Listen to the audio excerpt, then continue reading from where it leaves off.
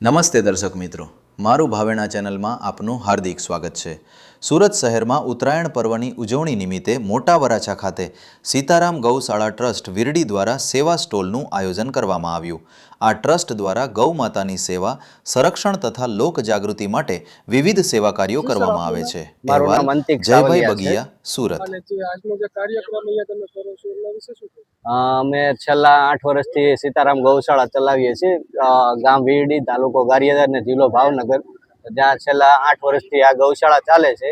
અને છેલ્લા માનો કે 7 થી 8 વર્ષથી અમે સ્ટોલ નાખીએ છીએ સુરતમાં ઉત્તરાયણ પર્વ નિમિત્તે, જેમાં આવતું તમામ દાન સીતારામ ગૌશાળાને અર્પણ કરવામાં આવે છે। બીમાર લુરલી લંગડી ગાયોને સાચવવામાં આવે છે અને તેને દવા પાછળ અને તેના ઘાસચારા પાછળ આ બધો ખર્ચ કરવામાં આવે છે। અને માનો કે સીતારામ ગૌશાળા ટ્રસ્ટના સુરતમાં લગભગ 8 થી 10 સ્ટોલ આ રીતે ચલાવવામાં આવે છે।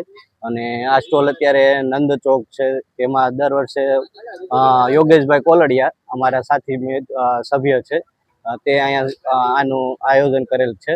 અને બીજા કામરેજ છે, યોગી ચોક છે, કિરણ ચોક છે, રચના સર્કલ છે, આવી તમામ અનેક જગ્યા ઉપર અમારા સ્ટોલ ચાલે છે। અને અંદાજિત તમે કેટલા લોકોનો ગ્રુપ હશે તમારો? અંદાજે તમે આમ ગણો તો વીરડી ગામના તમામ સભ્યોમાં આમાં યોગદાન આપે જ છે, પણ અંદાજે રેગ્યુલર સભ્ય 50 થી 60 સભ્ય વીરડી ગામના છે અને અમારા સુરતના પણ સાથી મિત્ર ઘણામાં જોડાયેલા છે, જેની સંખ્યા અંદાજે 25 થી 30 હશે અંદાજે।